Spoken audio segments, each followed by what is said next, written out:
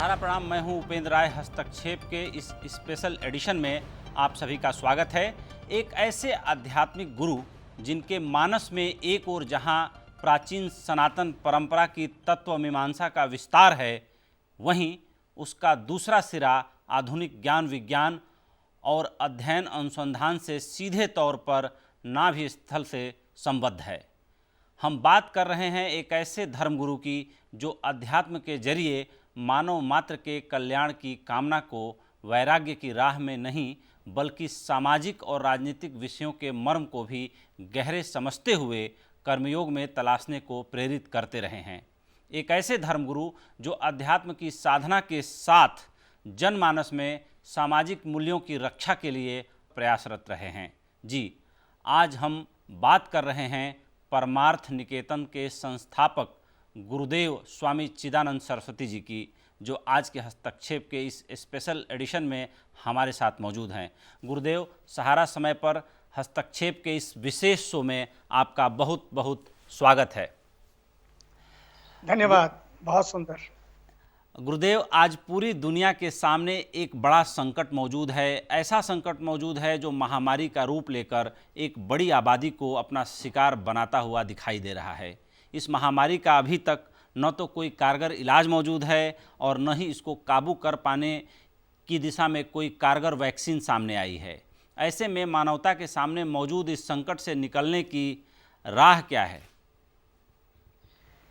मुझे लगता है कि इस समय यदि सबसे बड़ी कोई वैक्सीन है, सबसे बड़ी कोई राह है, वो एक ही है।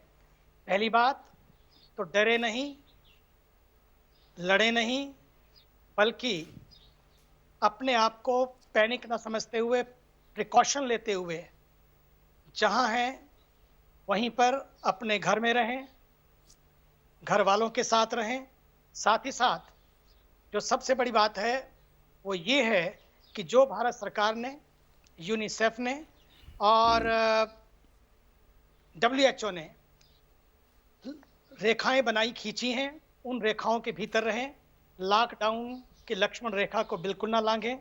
सोशल डिस्टेंसिंग जो बहुत ज़रूरी है, क्योंकि मुझे याद है जब 1918-20 में जब स्पेनिश फ्लू हुआ था, करीब 50 करोड़ लोग उससे प्रभावित हुए और 5 करोड़ लोग मर गए थे।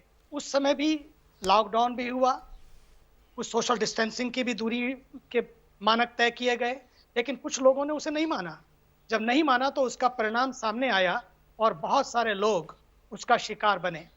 मुझे लगता है कि आज हमें सोचना होगा कि क्यों आखिर ऐसा हुआ है, और ये सोचने से सीखने तक की यात्रा है। बिल्कुल, सोचने से सीखने तक की यात्रा है ये। गुरुदेव, आप कोरोना वायरस से उत्पन्न इस महामारी को किस रूप में देखते हैं? यह कोई दैवी आपदा है, प्रकृति नाराज है, या इंसान की कोई बड़ी भूल है, या आप भी मानते हैं कहीं ना कहीं पूरी दुनिया का भ्रमण आपने किया है कि एक तरीके से बायोलॉजिकल वार तो नहीं चालू हो गया है?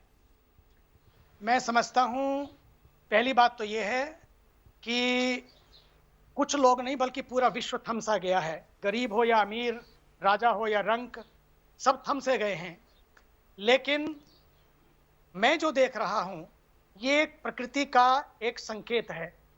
प्रकृति ने संकेत दिया है। पहले केदारनाथ की जो फ्लड आया था उससे संकेत दिया था, और उसमें बहुत लोगों को खोकर, बहुत कुछ खोकर हम सीख ना पाए। और फिर ये अब कोरोना का कहर आया है जो हमें सिखाने आया है। मुझे तो कई बार लगता है कि कोरोना एक सजा बनकर नहीं बल्कि एक समाधान बनकर आएगा।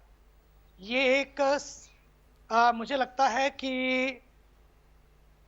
बेन बनकर नहीं बल्कि बूंद बनकर आया है। अब हमारे ऊपर है कि इस समाधान को, जो ये समस्या नहीं है मेरे सामने समाधान है, क्योंकि प्रकृति ने हमें बहुत सारे मौके दिए लेकिन हम उन मौकों को चूक गए, और उसका कारण है कि आज हम इस समस्या का सामना कर रहे हैं। 1900 अगर पहली बार देखा जाए तो 1700 1920 में पहली बार फ्रांस में जब ये समस्या हुई, उस समय बहुत लोग इसका शिकार बने। और दूसरी बार 1820 में जब हैजा और कॉलरा हुआ, तो फिर वापस पूरे एशिया में लाखों लोग मरे। तीसरी बार 1918 और 1920 में जब ये फिर सामने समस्या आई, करीब फ्रांस पूरा स्पेनिश फ्लू के माध्यम से पूरा का पूरा, केवल स्पेनिश जनता ही नहीं, पूरा विश्व आक्रांत हुआ और 5 करोड़ लोग मर गए। आज फिर 2020 में जब इस महामारी ने दस्तक दी है और जिसने सबको लपेटा है, कोई छोटा नहीं, कोई बड़ा नहीं, राजा नहीं, कोई रंक नहीं, कोई इस धर्म से नहीं, उस धर्म से नहीं, उसने सबको लपेटा है। तो मैं समझता हूं कहीं ना कहीं ये केवल गुरुदेव, एक और सवाल मैं आपसे ले रहा हूं, आखिर ऐसा क्यों है कि ज्ञान विज्ञान अनुसंधान के क्षेत्र में इतनी ऊंचाई हासिल करने के बाद भी आज दुनिया जहान के तमाम वैज्ञानिक इस छोटे से विषाणु के आगे बौने साबित हो रहे हैं? चांद पर पैर रखने वाला, मंगल ग्रह तक पहुंचने वाला इंसान आज इस वायरस के सामने बेबस और लाचार है। आप आध्यात्मिक दृष्टि से क्या देखते हैं? ऐसा क्यों होता है? ऐसा इसलिए होता है, जब हम प्रभु को भूल जाते हैं, प्रकृति को भूल जाते हैं, तभी ऐसा होता है। प्रकृति के अपने कायदे हैं, कायदे से फायदा, प्रकृति से मुक्ति। जब हम इन कायदों को भूल जाते हैं तो पक्का मानिए प्रकृति अपने कायदे लाती है। हम जब कानून को भूल जाते हैं तो प्रकृति अपना कानून लाती है। ये अपने ही कर्मों का फल है और ये कुदरत के फैसलों पर कभी मैं तो सोचता हूँ कि कुदरत के फैसलों पर कभी शक न करना। अगर सजा मिल रही है तो गुनाह भी हुआ होगा, तो ये कहीं ना कहीं हमसे ही भूल हुई है। इसलिए अब इस सीधा सीधा मैसेज है जो पहले केदारनाथ में दिया, अब फिर कोरोना दे रहा है कि हम लोग सब, अगर हमें बचना है तो प्रकृति को बचाना होगा। अगर हमें बचना है तो प्रकृति को बचाना होगा। बचो और बचाओ, ये सीधी सीधी इबारत लिखी हुई है दीवार पर। ईश्वर ने मानो फिर पुनः एक संदेश दिया है कि मैंने एक धरती दी थी तुमको, एक जिसको खूबसूरत धरती दी थी, जिसको तुमने नरक सा बना दिया है। इतना प्यारा परिवार दिया था, तुमने उसको धर्मों में बांटकर, छोटी छोटी उसमें दीवारों में बांटकर, दरारों में भरकर आपने धरती को भी एक नरक बना दिया है। मुझे तो लगता है अभी शिव ने तीसरा नेत्र थोड़ा सा खोला है। संभल जाओ, सुधर जाओ, फिर मत कहना कि मैंने तुम्हें मौका नहीं दिया है। एक बार हम वसुधैव कुटुंबकम की तरह रहकर तो देखें, सब कुछ बदल जाएगा। और अभी तो थोड़ा सा थमा है, फिर बाद में बहुत कुछ थम जाएगा। केवल हम ही नहीं थमेंगे, पूरा विश्व नहीं थमेगा, सब कुछ नष्ट हो जाएगा। इसलिए आध्यात्मिक तरीके से हम अपने को एक ही तरीके से संभाल सकते हैं। अपने को बदलें, अपनी जीवन शैली को बदलें और अपनी जीवन दिनचर्या को बदलें। कि हमें बहुत कुछ बदलना होगा। अन्यथा जैसे इस बेजान कोरोना ने सबकी जान निकाल ली है, इसलिए आज हमें फिर वापस सोचना है कि आखिर हमें करना क्या है, बिल्कुल जीना है। गुरुदेव, कोरोना वायरस से जनित इस महामारी के काल में ऐसा देखने में आया है कि पर्यावरण अत्यंत स्वच्छ और सौंदर्य से भर गया है। प्रकृति आज अपने उस रूप में दिख रही है जिसके बारे में तमाम पर्यावरणविद और आप जैसे संत सपने देखते रहे। और इस परिघटना को आप किस रूप में देखते हैं? क्योंकि आप लोग हमेशा हम जैसे लोगों को, तमाम हमारे जैसे लोगों को प्रकृति के करीब रहने के लिए, प्रकृति को साफ सुथरा रखने के लिए, नदियों के जल को अच्छे तरीके से ट्रीट करने के लिए, स्वार्थी न होने के लिए और प्रकृति से उतना ही लेने के लिए जितना ज़रूरी है, तमाम चीज़ों के लिए आप लोग प्रेरित करते रहे। लेकिन कोरोना वायरस ने वो कर दिखाया जो सारे मनुष्य मिलके नदियों के लिए और प्रकृति के लिए नहीं कर पा रहे थे। तो जो आप कह रहे थे कि यह एक वरदान बन के आया है, तो इन अर्थों में तो सही में वरदान है। लेकिन कोरोना के कारण जो प्रकृति में बदलाव हो रहा है, वो बदलाव को आप किस रूप में देख रहे हैं गुरुदेव? पहली बात तो ये है, बदलाव की बात मैं आपको बताऊं, अभी सवेरे सवेरे की वीडियो आज हमने ली। हो हमारे लोगों ने जब मुझे वीडियो दी सवेरे सवेरे की, मैं आपको बता नहीं सकता हूँ। जस्ट लगता है जैसे सतयुग में गंगा बहती होगी, आज वैसी गंगा यहाँ बह रही है जी। और मुझे याद है कि जब मैं 60 के दशक में आया था उस समय जो मैंने गंगा जी को दर्शन किया था, आज वैसी ही गंगा का निर्मल गंगा बह रही है। और फिर थोड़ी देर पहले मुझे अ, अ, वृंदावन से, रमन रेती से किसी ने यमुना जी की आज वीडियो भेजी है। जी। मैं आपको बता नहीं सकता हूँ कि वहाँ से देशी विदेशी जितने भी हैं, गदगद हो रहे हैं कि हमने पहली बार यमुना जी को इतना सुंदर देखा है। ऐसे हाथ में ऐसे जल लेके वो ले रहे थे और लग रहा था कि बिल्कुल साफ शुद्ध सब कुछ दिख रहा था। जो काम करोड़ों रुपए खर्च करके भी नहीं हो पाया, अरबों रुपए खर्च करके भी नहीं हो पाया, वो बिल्कुल। काम कोरोना ने दिखा दिया। गुरुदेव, कोरोना ने दिखा, नदियां साफ। गुरुदेव, जी। आपका परमार्थ निकेतन पूरी दुनिया में इस बात के लिए मशहूर है कि जो परमार्थ निकेतन जाता है माँ गंगा के चरणों को स्पर्श करता है। आप ऋषिकेश में रहते हैं, परमार्थ निकेतन के प्रणेता हैं, संस्थापक हैं। अपने जीवन काल में क्या आपने गंगा का इतना शुद्ध और निर्मल पानी और माँ गंगा को इतना प्रसन्न महसूस किया और देखा है आपने? सच मानिए तो गंगा मुस्कुरा रही है, खिलखिला रही है। ऐसा हंसते हुए मुस्कुराते हुए गंगा को, सच मानिए गंगा, सब चाहते थे कि क्या इस जीवन में हम या हमारी आने वाली पीढ़ियां देख पाएंगी। पक्का मानिए कि गंगा जी ने दर्शन करा दिया है और मुझे बड़ी प्रसन्नता होती है। अब मछलियों को देखता हूँ, मछलियां तो ऐसे वहां पर नाच रही हैं, कूद रही हैं, गा रही हैं, खेल रही हैं, लगता है जैसे डॉल्फिन आ गई हो। इतनी लंबी ऊंची छलांग लगाती हैं और बड़ी बड़ी मछलियां डॉल्फिन की तरह यहाँ आनंद ले रही हैं।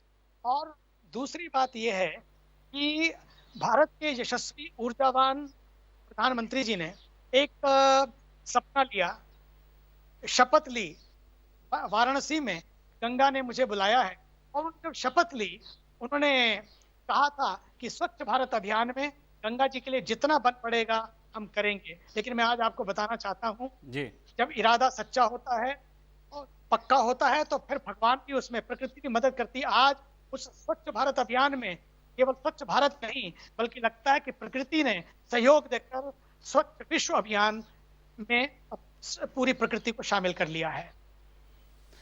गुरुदेव, आप प्रधानमंत्री के शपथ ग्रहण समारोह से लेकर के आमतौर पर भी आपको देखने में मिलता है कि आप मिलते जुलते रहते हैं तमाम ऐसे लोगों से जो निर्णायक जगहों पर बैठे हैं। कोरोना काल में आपकी प्रधानमंत्री से बात हुई क्या, और कुछ प्रकृति के बदलाव या इन विषयों पर कभी चर्चा हुई क्या? कोरोना काल में तो नहीं, लेकिन उससे पूर्व तो चर्चा होती है। लेकिन कोरोना काल में भी चर्चा सच हुई तो दिल से हुई है। मैं रोज उनके लिए प्रार्थना करता हूं, क्योंकि भारत का सौभाग्य है सच्ची कि भारत को एक ऐसे कर्मयोगी प्रधानमंत्री मिले हैं जो अपने लिए नहीं अपनों के लिए जीते हैं। एक तो उनके लिए, दूसरा हम कोरोना के लिए, कि यहाँ से जिस दिन से ये कहर आया है उस दिन से लेकर आज हम लोग, और चलता रहेगा, ये यज्ञ कर रहे हैं ऋषि कुमारों को साथ लेकर, सोशल डिस्टेंसिंग मेंटेन करते हुए।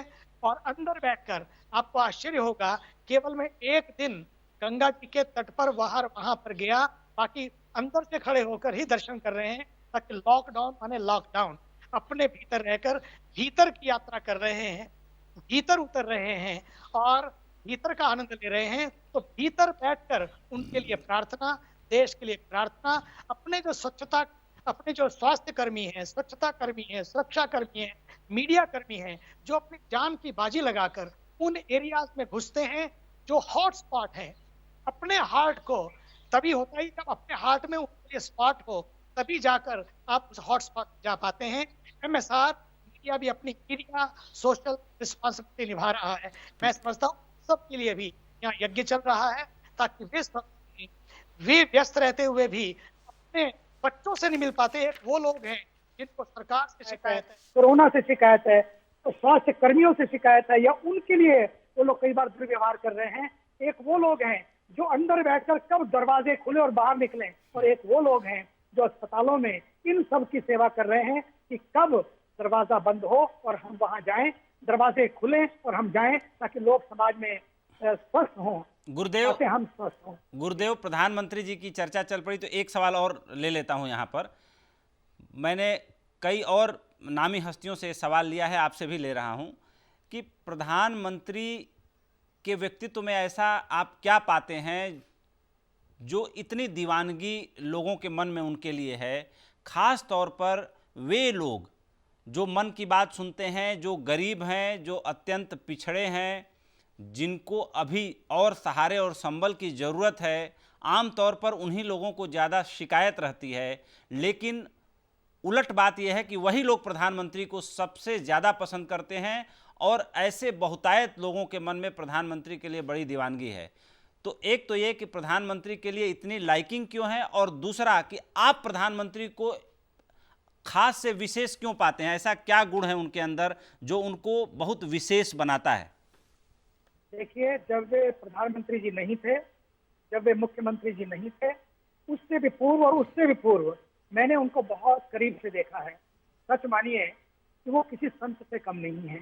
क्या अद्भुत व्यक्ति बनाया भगवान ने उनको कि वो अपने लिए नहीं, अपनों के लिए जीते हैं। आज कोरोना काल में भी आप देखिए, जब लोग सियासत कर रहे हैं, जबकि हमें सियासत नहीं करनी है, सहानुभूति से साथ आना है उन लोगों के लिए जो सड़कों पर है, ऐसे समय में भी वो अपने लिए नहीं। आपने उनका अभी पिछला जब लॉकडाउन के समय वो आए, उससे पहले उन्होंने एक मैसेज दिया। आपने उनकी आंखों को देखा, आपने उनके चेहरे को देखा, ना जाने कितनी रातें जगकर वो सबके लिए, एक व्यक्ति अपने परिवार में 4-5 लोगों के लिए परेशान हो जाता है। 4 लोग घर नहीं पहुंच रहे तो परेशान है, और वो 135 करोड़ लोगों के लिए किस तरह से रात दिन जगकर पूरे देश के लिए, पूरे भारत के लिए, ताकि पूरे विश्व में भारत का नाम एक नए ढंग से लिखा जाए। और पक्का मानिए, ये कोरोना कुछ करने आया है, ये कोरोना कुछ ऐसे नहीं आया है, ये कोरोना कुछ लेके आया है, और कुछ ऐसा लेके आया है कि भारत का नाम स्वर्णाक्षरों में ये कोरोना काल एक कोरोना काल बनकर आएगा कि भारत के प्रधानमंत्री ने सही समय पर निर्णय लेकर किस तरह से लोगों को जगाया, अपने साथ दिया। चाहे ताली बजवाई, थाली उठवाई, ताली बजवाई, थाली बजवाई, दिए जलाए, मोमबत्ती जलवाई, चाहे अपने साथ खड़ा करने के लिए कुछ भी करना पड़ा उनको, क्योंकि ऐसे समय में लोगों का मनोबल न टूट जाए।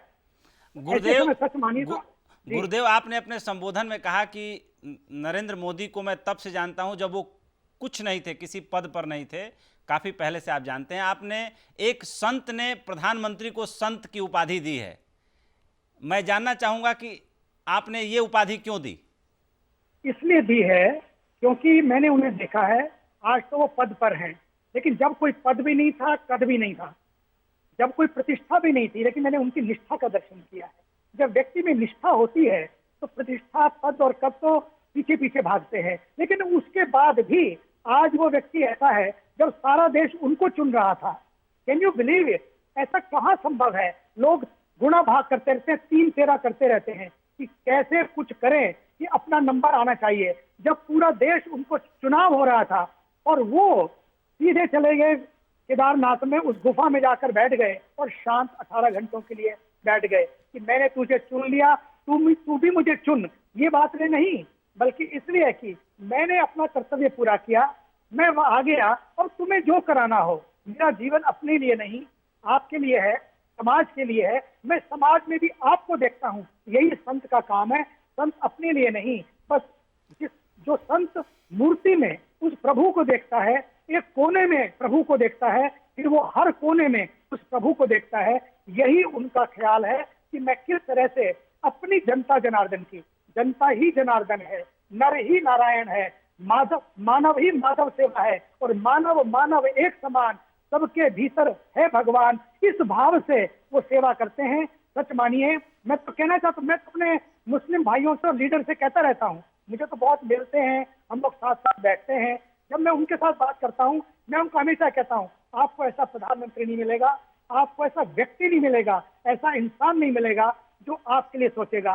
उसके मन में ना कोई दीवार है, ना कोई दरार है। अगर कुछ है तो देश के लिए प्यार है, राष्ट्र के लिए प्यार है। इदम राष्ट्राय स्वाहा इदम नमम। जब आप राष्ट्र के लिए हो जाते हैं, समाज के लिए हो जाते हैं, तब आपको विश्व प्यार करता है। इसलिए आज कोरोना काल में भी अगर आप देखें तो 80 से 90% उनकी, देखिए आप, प्रसिद्धि बढ़ गई है, उनको लोगों की लाइकिंग बढ़ गई है पूरे विश्व में। बिल्कुल, क्या है ये जाहिर सी बात है गुरुदेव कि आप लोगों से हम लोगों ने भी सीखा है कि वृक्ष कबहु नहीं फल भखै, नदी न संचय नीर, परमारथ के कारण साधुन धरा शरीर। आगे बढ़ रहे हैं गुरुदेव। कोरोना की कारगर दवा के दावे तो बहुत किए जा रहे हैं, लेकिन अभी तक कोई उत्साहजनक तस्वीर दिखाई नहीं दे रही है। इसका टीका विकसित करने को लेकर के भी प्रयोगशालाओं में वैज्ञानिक दिन रात जूझ रहे हैं, लेकिन अभी भी यह स्पष्ट नहीं है कि सफलता कब तक मिलेगी। आपके अनुसार मानव इस महामारी पर कब तक विजय पा सकेगा, या मानव का आचरण इस महामारी को लेकर के कैसा होना चाहिए? मुझे तो लगता है कि कोरोना के साथ कुछ समय के लिए जीना पड़ेगा। एक गीत मैंने सुना था, साथी रे तेरे बिना भी क्या जीना, जी कोरोना रे तेरे बिना भी क्या, तेरे साथ ही जीना पड़ेगा। लेकिन इस जीने में हम ऐसा कुछ जिए कि अपनी जीवन शैली को बदल लें, अपने आप को बदल लें। और ये एक मौका मिला है हमारे पास अपने को बदलने का। अपने को जब बदलेंगे तो आप पक्का मानिए कि आने वाले समय में हम लोग प्रकृति को भी बचा पाएंगे और सबको बचा पाएंगे। और इसके लिए हमें और कुछ नहीं करना है, केवल हमें प्रकृति के साथ खड़े हो जाना है। 2020 में यही विजन 2020 चाहिए कि हमारा ग्रीन विजन बने। ग्रीन विजन का अर्थ होगा प्रकृति के साथ जीना। यही scientific, this is the scientific way, और यही रास्ता है और यही ऋषियों ने बताया था। गुरुदेव, एक नेचुरल सवाल गुरुदेव निकल के आ रहा है कि आप गंगा किनारे हैं, माँ गंगा की गोद में ही आपकी सुबह और शाम होती है। कोरोना काल में गंगा का एक नया रूप, माँ गंगा का एक नया रूप निकल के आया है। क्या आपके मन में ये विचार आया कि प्रधानमंत्री से बात करनी चाहिए और माँ गंगा के इस रूप को बनाए रखने की दिशा में कुछ अभूतपूर्व कदम उठाने का यही समय है कि उनके इस स्वच्छता को, निर्मलता को सजो के बचा के रखा जा सकता है, इससे आगे अब बढ़ा जा सकता है। हम मान लीजिए 10वीं सीढ़ी पर हैं, 11वीं सीढ़ी पर बढ़ने का वक्त आ गया है। इस बारे में कभी आपके मन में विचार आया कि नीति नियंताओं से बात करके इसको कुछ न कुछ रास्ता ढूंढा जाए, आगे बढ़ा जाए? निश्चित रूपेण इसके लिए 1 जून को यहाँ पर और 5 जून को जी हम एक कॉन्फ्रेंस भी कर रहे हैं, जिसमें देश के वैज्ञानिक, शिक्षाविद और क्या नाम है, बातचीत हुई है कि अपने भारत के एचआरडी शिक्षा मंत्री जी भी, और मैं कल बात कर रहा हूं अपने जल शक्ति मंत्रालय से भी, मंत्री से भी, ताकि वे भी उसमें हिस्सा ले सके। और उनके लिए हम एक पैकेज भी बना के भेज रहे हैं, ताकि वो 1 तारीख से 5 तक, जब पर्यावरण दिवस है 5 जून को, उस बीच में गंगा दशहरा है 1 जून को, और उस समय उनके पास ये पहुंच सके। और 4 आई प्रोग्राम, पहली बात लोगों के पास पूरी इंफॉर्मेशन हो कि अब लोगों को जीना कैसे है। दूसरी बात है इंस्पिरेशन, साथ में संत समाज को भी जोड़ना है, ताकि वे साथ जुड़ेंगे तो लोगों को इन्फॉर्म करना है, लोगों को इंस्पायर करना है। दूसरा है इनोवेशन, अब हमें इनोवेशन के साथ जीना होगा, नए नए तरीके लाने होंगे और नए नए तरीकों से अपनी जिंदगी को बदलना होगा और गंगा जी के तरीकों को बदलना होगा। फिर है इम्प्लीमेंटेशन, इनोवेशन के साथ implementation, information, inspiration, innovation and implementation. इसमें हम लोगों को साथ साथ जोड़ के कैसे इसको इम्प्लीमेंट करें। देखिए, गंगा जी ने अपने आप को करके दिखा दिया है कि मुझे तुम्हारी जरूरत नहीं है, तुम्हें मेरी जरूरत है। और इस थोड़े से दिनों के अंदर इतनी निर्मल गंगा जी हो गई हैं कि उनको पता लगा कि जो तुम करते हो, मेरे लिए कुछ और मत करो, लेकिन जो करते हो उसे बंद कर दो। क्या करते हैं? हमारा जो प्रदूषण है, इसका, इंडस्ट्रीज का, फैक्ट्रियों का, वो सारा जहर उसमें डालना बंद करें। दूसरा है सीवर के क्षेत्र में भारत सरकार बहुत बड़ा काम कर रही है, जिसमें कि जगह जगह एसटीपी बन जाएंगे। लेकिन एसटीपी बनेंगे, सीवर ट्रीटमेंट प्लांट बनेंगे, वो तो सब ठीक है, लेकिन सबसे बड़ी बात आएगी कि हम जो नागरिक हैं, नगर पंचायतें हैं और नगर पालिकाएं हैं, नगर निगम हैं, वो सब भी इसमें जुड़ेंगे, तब जाकर प्लान बनेगा, तो ये सारे काम होंगे। और दूसरी बात है, हमें नीड, अपने ग्रीड कल्चर से नीड कल्चर की ओर आना होगा। बिल्कुल। आज ग्रीड और नीड में हमें एक रेखा खींचनी होगी। महात्मा गांधी कहते थे, there is always enough for everyone need, but there is never enough for even 1% greed. Need और ग्रीड में हमें एक लाइन खींचनी होगी। ग्रीड कल्चर से हमें ग्रीन कल्चर की ओर जाना होगा, नीड कल्चर से हमें नए कल्चर की ओर जाना होगा। ये हमें, अगर हम ये संकल्प लेंगे, साथ साथ संकल्प लेंगे, तो पक्का मानिए तो बहुत कुछ बदलेगा। अब हमारे जितने कार्यक्रम होते हैं, क्यों ना हम ऐसा पक्का करें कि नो सिंगल यूज प्लास्टिक। ये कर सकते हैं हम लोग कि अब ये सिंगल यूज प्लास्टिक में जो भी होगा हमारे प्रोग्राम्स में, हमारे फेस्टिवल से ग्रीन होगा। अब देखिए ना, और सरकार ने एक बनाया कि 50 आदमियों से ज्यादा शादी में जा नहीं पाएंगे और बिल्कुल। 20 आदमियों से ज्यादा अंतिम संस्कार में नहीं जा पाएंगे। वैसे भी पक्का मानिए इतने ही लोगों की जरूरत है शादी के समय। अभी लॉकडाउन में नहीं, बल्कि मुझे लगता है कि अगर ये बन जाए तो पक्का मानिए कि 50 लोगों से ज्यादा लोग आते भी हैं तो आपको मालूम है अपने परिवार का, बाकी तो कहीं दिखावा ही होता है गुरुदेव, जो होता है। गुरुदेव जी आपने एक ऐसी परंपरा शुरू की है जो अध्यात्म और ज्ञान विज्ञान दोनों को परस्पर सामंजस्य के लेवल पे ले आती है, जबकि हमारे यहाँ बड़ा विरोधाभास रहा है। एक तरफ अध्यात्म में तो हम बहुत गहरे उतरे, लेकिन विज्ञान के क्षेत्र में हम बहुत पिछड़ गए। जब वैज्ञानिक उपलब्धियों की बात होती है तो हमें पश्चिम की ओर देखना पड़ता है, लेकिन जाहिर सी बात है कि पश्चिम के लोगों को जब अध्यात्म और आत्मचिंतन और आत्म खोज की ज़रूरत होती है तो वो भारत की ओर देखते हैं। लेकिन आप इस देश के चुनिंदा एक दो संतों में हैं जिन्होंने पश्चिम और पूरब दोनों को एक पॉइंट पर ले आकर मिलाकर एक नया चिंतन पैदा करने की कोशिश की है। इसमें आपको कितनी असुविधा हुई? क्योंकि हिंदुस्तान में जो संत परंपरा है, मैं माफ़ी चाहता हूं कहते हुए, बहुत सारे लोग इस चिंतन को समझ नहीं पाते हैं।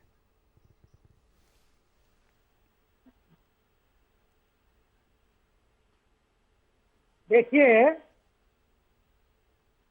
हेलो जी बोलूं मैं? जी जी गुरु जी।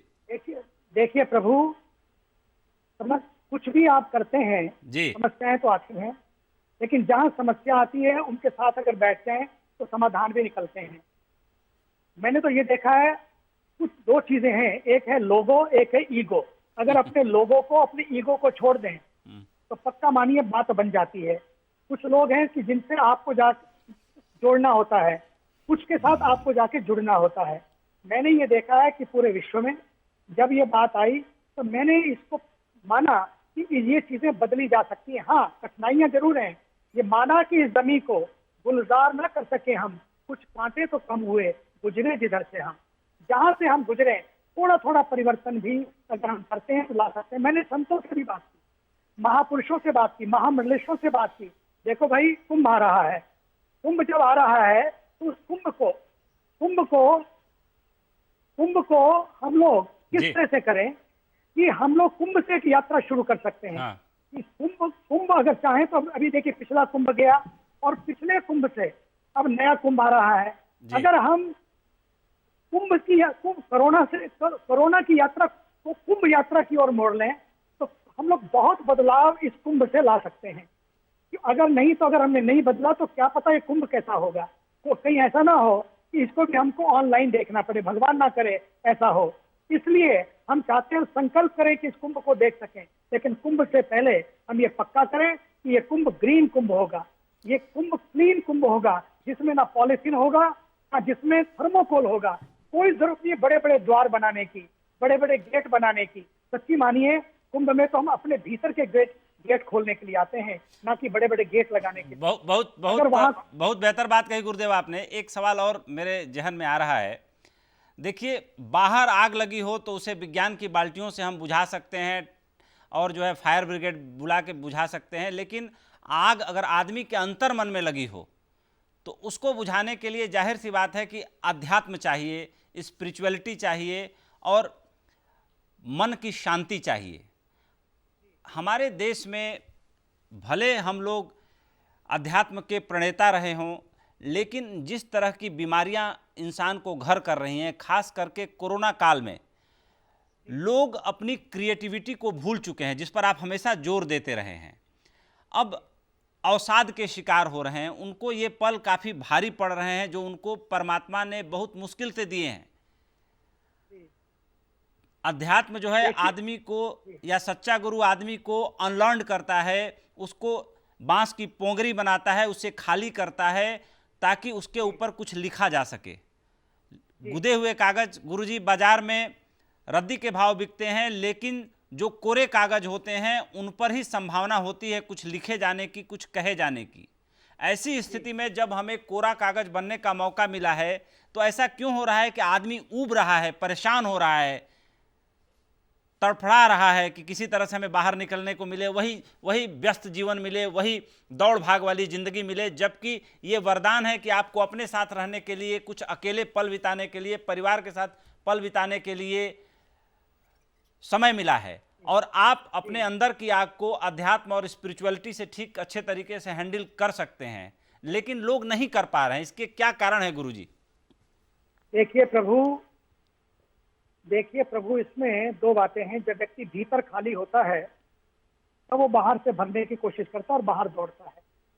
ये जी। जो समय मिला है ये भीतर से भरने के लिए मिला है, भीतर को भरने के लिए मिला। हम लोग जिंदगी भर कमाई की और जिंदगी भर कमाई करने के बाद 2 महीने हम लोग बाहर नहीं निकल पाए तो लगता है कि सारा विश्व ही लुट गया।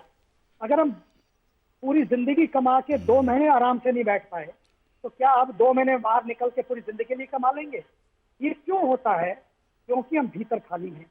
जब व्यक्ति भीतर खाली होता है तब व्यक्ति बाहर जितना भी बटोर ले वो खाली ही रहता है।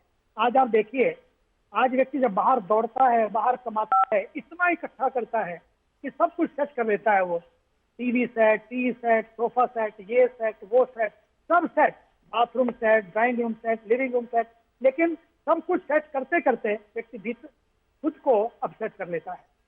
किसी से पूछिए मरते समय कैसे हो, बोले बस पता नहीं क्या हुआ, something is missing in my life. आदमी अपने आप को भी भर नहीं पाता। इसलिए जितना अध्यात्म यही काम करता है, अध्यात्म व्यक्ति को भीतर भरता है। इसलिए इस समय में ये जो लॉकडाउन का टाइम मिला था, ये जो लक्ष्मण रेखा खींची गई थी, ये कोरोना ने खींची है। कोरोना ने इसलिए कहता कुछ तो करो, जो बाहर किया डरो नहीं बल्कि कुछ करो, इतना करो कि जो तुमको भीतर से भर दे। और उसके लिए योग था, ध्यान था, आपका प्राणायाम है, ये जो सारी शक्तियां हैं, ये आपको, मौन है, ये आपको भीतर भरती हैं। कहते हैं योग ध्यान, आज 2 चीजें हैं कम्युनिटी में। कहते हैं क्या हो रहा है? जिनकी इम्यूनिटी कम हो गई है, और इम्यूनिटी को बढ़ाने के लिए आज लोगों के पास कोई दवाई नहीं है। इम्यूनिटी को बढ़ाने के लिए अध्यात्म है, भीतर से अध्यात्म आपको भरता है। जब आपकी ध्यान है, प्रेयर है, मेडिटेशन है, meditation is the best medication for all agitation. Prayer and meditation is the greatest booster for immunity. आपकी इम्यूनिटी बढ़ेगी, कोरोना भी कुछ नहीं कर पाएगा, और कुछ बाहर से समस्या आएगी तो वो भी आपको कुछ नहीं कर पाएगी। गुरुदेव, किसी भी आपदा की मार सबसे ज्यादा गरीब तबके और असंगठित क्षेत्र के मजदूरों पर पड़ती रही है। इस बार भी मजदूरों ने रोजगार की तलाश में पहले विस्थापन और बाद में जिंदगी बचाने की जद्दोजहद में घर वापस लौटने की पीड़ा का दंश फिर से झेला है और बार बार झेला है। एक आध्यात्मिक गुरु के रूप में आप इसे किस तरह से देखते हैं? यह कितनी बड़ी समस्या है? मैं समझता हूँ मेरे लिए ये सबसे बड़ी समस्या है। इसलिए समस्या है, इस समय सारा का सारा अध्यात्म यही है कि हम उनकी सेवा करें। उनकी सेवा करेंगे तो मैं समझता हूँ ये सबसे बड़ी सेवा होगी। आज जिसने भारत को सक्षम बनाया, जिसने भारत को आत्मनिर्भर बनाया, आज वो खुद बेबस हो गया है। भारत का मजदूर वर्ग वो आज खुद बेबस हो गया है। मजदूरों के दर्द को पहचानने की आवश्यकता है। उन प्रवासी मजदूरों को घर वापसी में लाने के लिए एक सहानुभूति की आवश्यकता है। भारत की असली चमक तो उस मजदूर ने लाई है, अपने पसीने से लाई है। भारत को चमकाने में वो मजदूरों का जो योगदान है वो अमेजिंग है। उन मजदूरों की बेबसी और उनके खोते हुए संयम को हमें समझना होगा।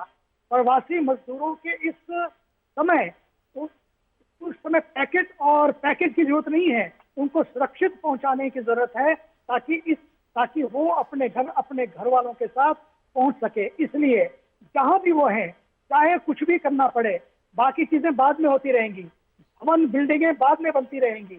सबसे बड़ा काम इस समय होगा उन सबको, जैसे सरकार ने ट्रेनें खोल दी हैं, इतनी सारी ट्रेनें चला दी हैं, बसें चला रहे हैं।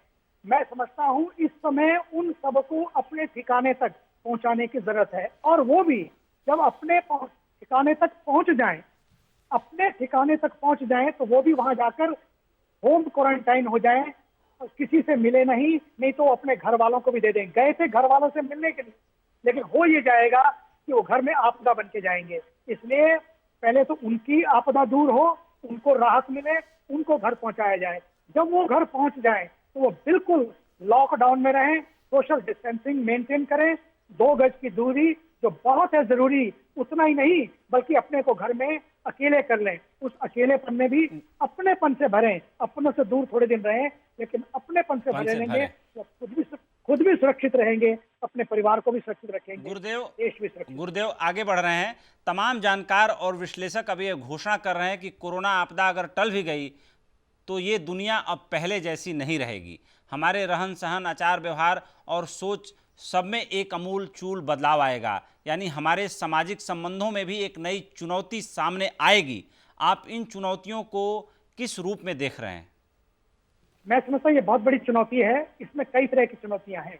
एक तो सबसे पहली चुनौती तो ये है कि ट्रैवल है, व्यापार है, लोगों का व्यवहार है, वो सब कुछ बदल रहा है और बदलेगा। रिश्ते बदलेंगे, रास्ते बदलेंगे और बहुत कुछ बदला है और बदलेगा।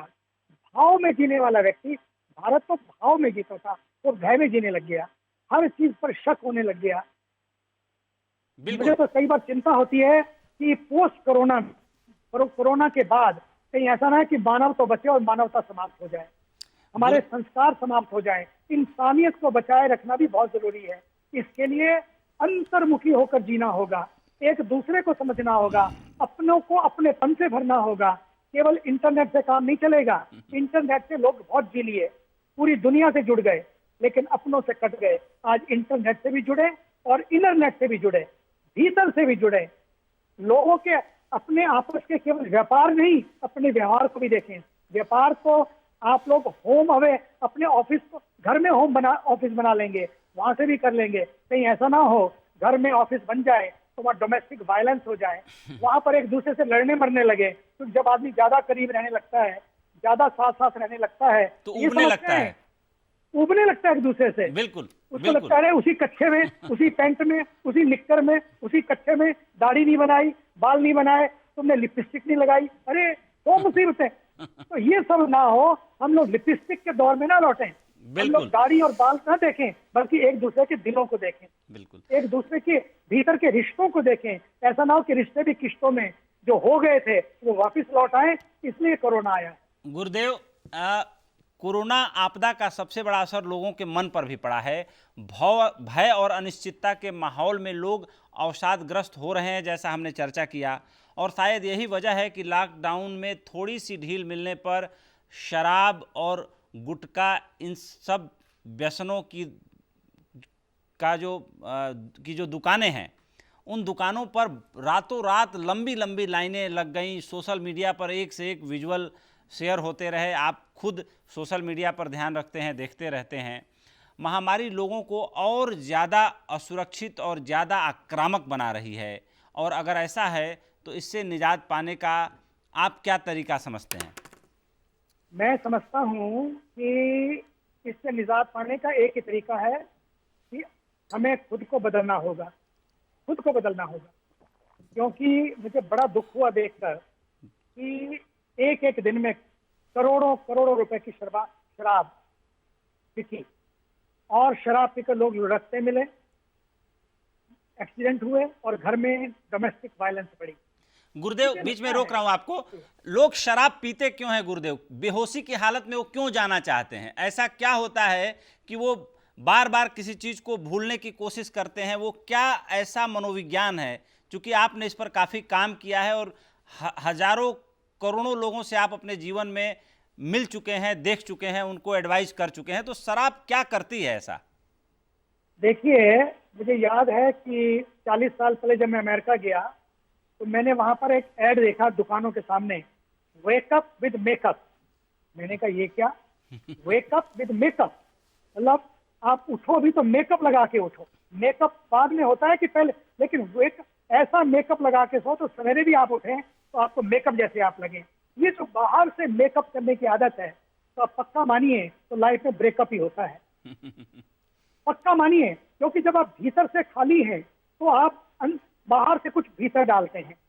आपको लगता है छुट्टी पे चले जाएं, वेकेशन चले जाएं, कहीं रिजॉर्ट में चले जाएं, कोई हॉलीडे पे चले जाएं, कोई मूवी देख लें, किसी होटल में चले जाएं, बोतल खोल लें, तो लगता है बोतल पी के होटल जाके और बाहर बैठ के, बाहर जाके आपको लगता है कि भीतर भर जाएंगे।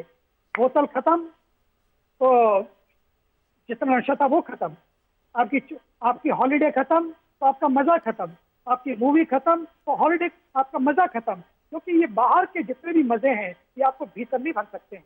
नहीं तो व्यक्ति ये अपने ही दिल की मस्ती जिसने मचाई हलचल, नशा शराब में होता तो नाचती बोतल। बोतलें थोड़ा ना नाचती हैं, बिल्कुल। आदमी नाचता है। क्योंकि आदमी, मुर्दे को पिला के दिखाओ, मुर्दा नाचता है क्या? किसी मुर्दे को पिला के दिखाओ, कोई मुर्दा नाचता नहीं है। केवल आदमी नाचता है क्योंकि आदमी के भीतर मस्ती है। वो ट्रिगर, वो समझता है शराब देगी। कितनी देर? थोड़ी देर। आदमी, मैं तो जंगल में था, मैंने देखा, मैं तो बहुत छोटा था, छोटी सी आयु में जंगल में चला गया और मैंने देखा वहां जो महात्मा थे उनके पास कुछ भी नहीं होता था, और ना कोई Amazon.com था, ना डोर टू डोर सर्विस होती थी, ना कोई रेस्टोरेंट थे, ना ही कोई शॉपिंग सेंटर थे। खाने को भी पता नहीं क्या मिलेगा ये पता ही नहीं होता था। इतनी दूर भिक्षा करने जाना होता था। लेकिन जिससे पूछो हाउ आर यू, कैसे हैं, बोले मस्त, माने super, living with less and being more. Imagine, आज लोगों के पास सब कुछ है, सब कुछ है, लेकिन भीतर से खाली है। Life is not to have more, having more is not wrong. Have more, no problem. God bless you. But life is not only to have more. Life is to be more. Give more. गुरुदेव, संतों की लंबी परंपरा में आप उन कुछ चंद ऋषि मुनियों में हैं जिन्होंने आधुनिक शिक्षा दीक्षा प्राप्त की। आपने संस्कृत और दर्शन शास्त्र में स्नातकोत्तर डिग्री भी हासिल की, पर आपने मात्र अध्यात्म और योग साधना पर स्वयं को केंद्रित करने के बजाय पर्यावरण और विश्व शांति को अपना लक्ष्य बनाया है। इस लक्ष्य की दिशा में आपको समाज का कितना सहयोग मिला, और अगर सहयोग नहीं मिला तो आपने क्या अनुभव किया?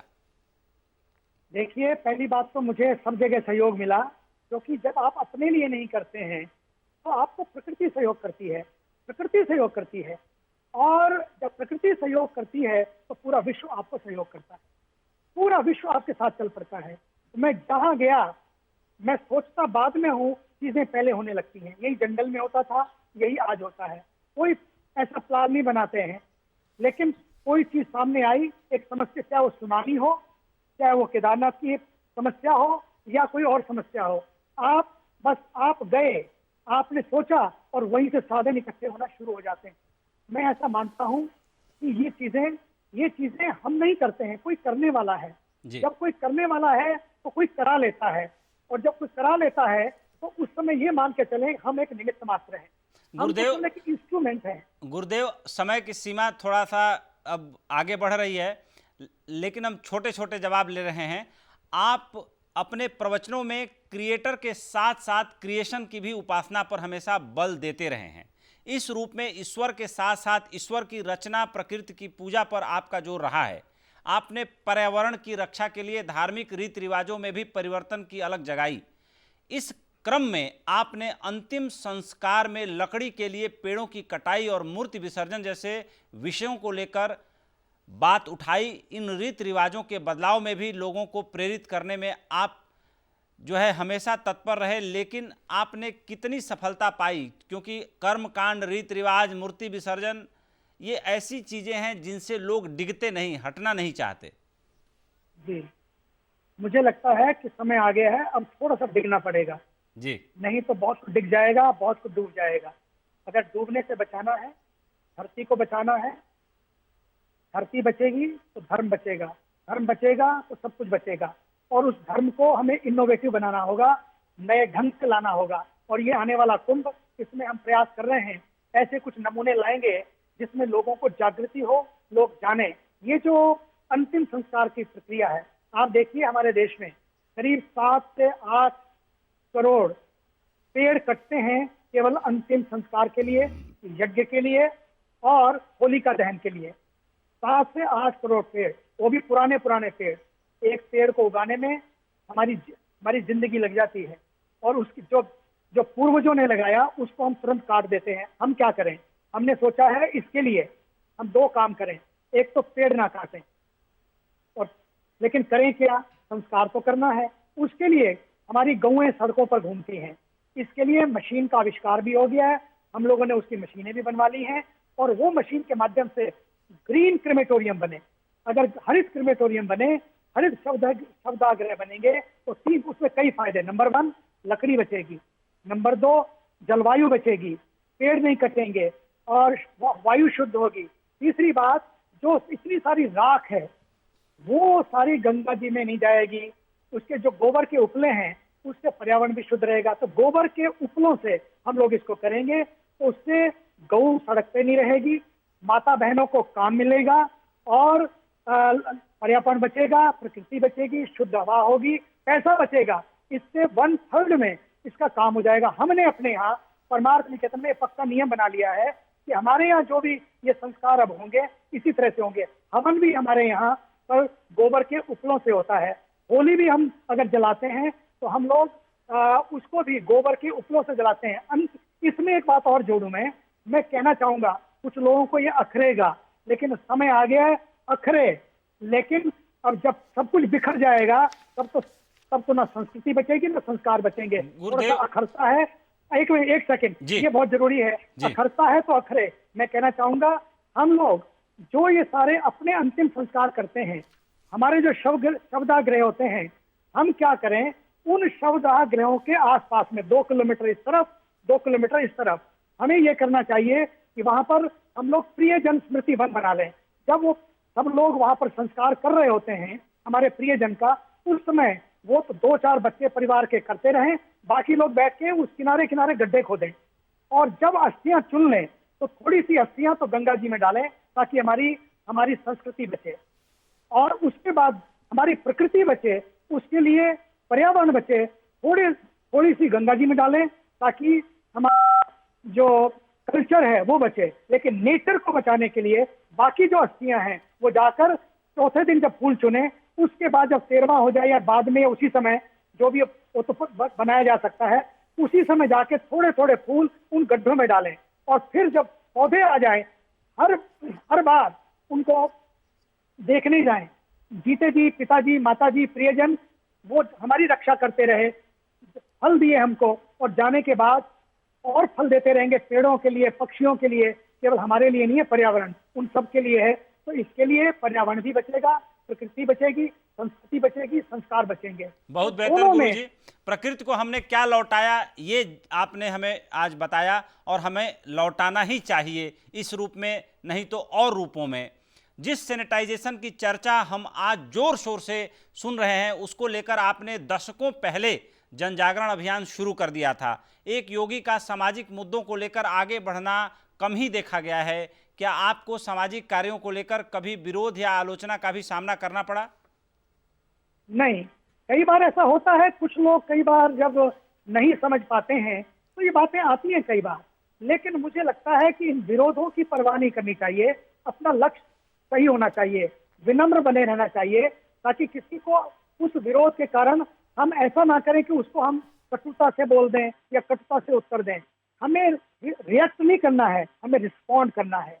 रिएक्ट करेंगे तो वो सामने वाला भी रिफ्लेक्ट नहीं कर पाएगा, बल्कि हम भी रिफ्लेक्ट करें, हम भी इंट्रोस्पेक्ट करें, वो भी रिफ्लेक्ट करें। रिएक्ट ना हम करें, लोग तो रिएक्ट करेंगे, हमें उसकी चिंता नहीं करनी चाहिए। कुछ भी बदलने के लिए ये बहुत कुछ हमें सहना पड़ता है, लेकिन हम बदले के भाव से नहीं, बदलाव के भाव से आगे बढ़े तो बहुत कुछ बदलता है, ये मेरा अनुभव है। गुरुदेव, आपने बार बार इस बात पर जोर दिया है कि सामाजिक परिवर्तन सरकारी बिलों के जरिए नहीं बल्कि लोगों के दिलों से होता है।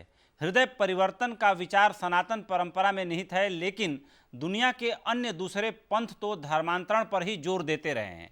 ऐसे में आप अपने ग्लोबल इंटरफेथ अलायंस को कैसे आगे बढ़ा रहे हैं?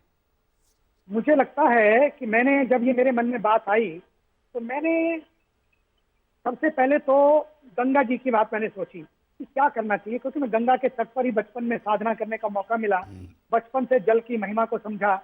तो गौमुख से लेकर गंगा सागर तक यात्रा की, उसमें अनेकों धर्म गुरुओं को जोड़ा, केवल एक हिंदू धर्म के नहीं बाकी सभी धर्मों को जोड़ा, क्योंकि ये गंगा, ये नदियां, ये सबके लिए हैं। तो गंगा ने कभी कोई भेदभाव नहीं किया कि मैं श्यामलाल के खेतों को सींचूंगी और सलीम मोहम्मद के खेत को नहीं हाथ लगाऊंगी या नहीं जाऊंगी उस तरफ, या श्यामलाल हो या सलीम मोहम्मद हो, सोहन सिंह हो या साइमन हो, गंगा ने कोई भेदभाव नहीं किया। तो हम भी सब मिलकर, मैंने उन्हें कहा आइए हम सब मिलकर इसके लिए आगे बढ़े।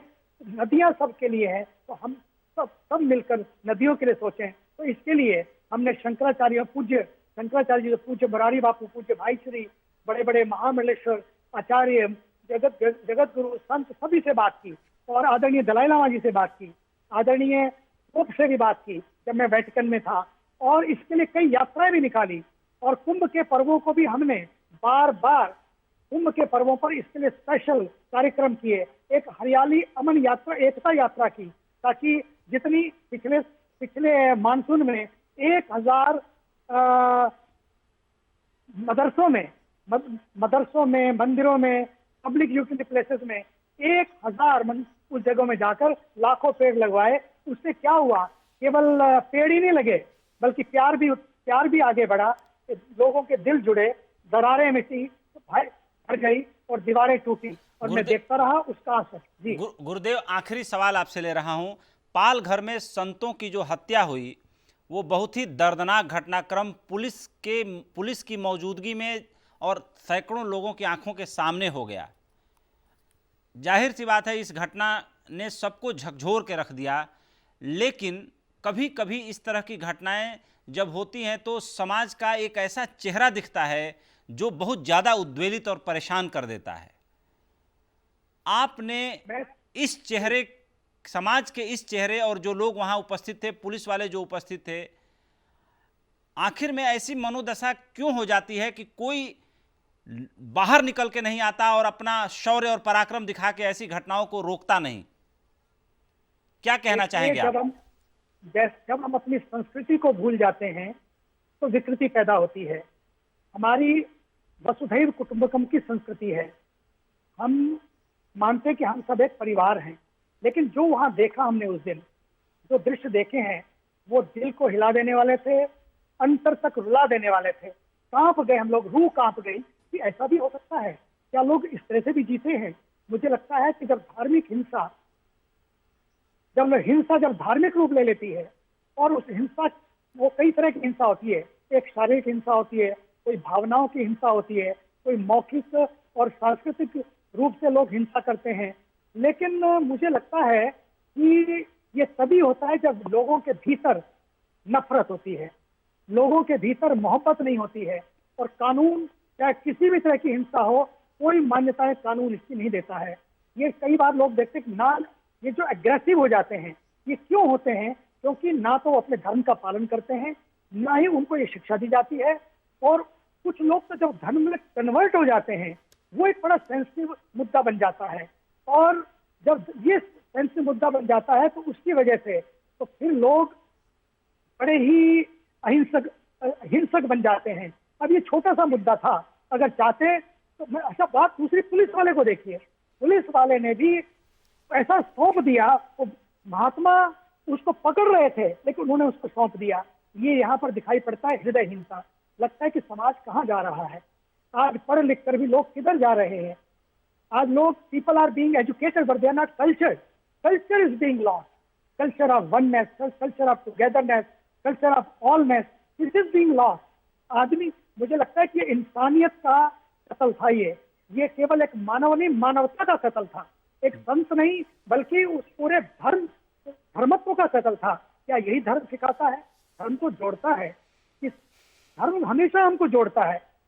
और ये काम मैं देख रहा हूँ कई बार धर्मांतरण की वजह से भी हो रहे हैं, क्योंकि धर्मांतरण मानवाधिकार का उल्लंघन है, और किसी भी धर्म को किसी तर्कों की वजह से नहीं कसा जा सकता, उसमें फंसाया नहीं जा सकता। भारत एक धार्मिक विविधता वाला देश है, इसमें नैतिकता इसमें निहित हो, सबको अपनी मान्यताओं को पालन करने का, अपनी परंपराओं में जीने का अधिकार हो। संविधान का अनुच्छेद 25 है, तो सभी को स्वतंत्रता और धर्म को स्वतंत्रता पूर्वक अबाध रूप से जीने का अधिकार देता है। और धर्म परिवर्तन जो है, ये व्यक्ति की केवल व्यक्ति के जीवन को नहीं, उसकी निष्ठा को ही बदल देता है। इसलिए धर्मांतरण करवाना, मुझे लगता है इसका मतलब है कि व्यक्ति के, उसके प्रभुत्व को ही लुटा देना है, जबकि धर्म प्रभुत्व का नहीं बल्कि हमारे आसपास के भी प्रभुत्व को बढ़ाता है। धर्म नितांत आंतरिक मामला है, मुझे लगता है कि धर्म सेवा है, धर्म समर्पण है, धर्म अहिंसा है और धर्म मानवता है। और ये जो हुआ ये मानवता का कत्ल हुआ और धर्मांतरण हिंसा है और मुझे लगता है कि मानवता का कत्ल है। धर्म को बहला फुसलाकर नहीं। जी गुरुदेव, हम लोगों को बात करते करते 1 घंटा हो चुका है और बहुत ही अच्छा लगा। मुझे उम्मीद है कि हमारे सभी दर्शकों ने भी इस बातचीत का बेहद आनंद लिया होगा और बहुत कुछ आपसे जानने और सीखने को मिला होगा। और समय की सीमा के कारण हम अपनी बातचीत को यहीं विराम देते हैं। तो आप देख रहे थे परमार्थ निकेतन के प्रणेता स्वामी चिदानंद जी सरस्वती को, जो अगर सवाल 21वीं सदी और 22वीं सदी का है तो उनके पास उत्तर भी 22वीं सदी और 23वीं सदी के हैं।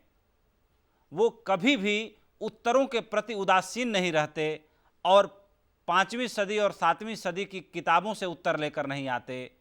वो विज्ञान और ज्ञान के बारे में भी उतनी ही अथॉरिटी से, उतने ही अधिकार से बात करते हैं। अध्यात्म के बारे में भी जाहिर सी बात है कि उन्होंने अपना पूरा जीवन लगाया है। तो हम बात कर रहे थे ऐसे गुरुदेव स्वामी चिदानंद सरस्वती जी से। हस्तक्षेप के इस विशेष बुलेटिन में दीजिए इजाज़त।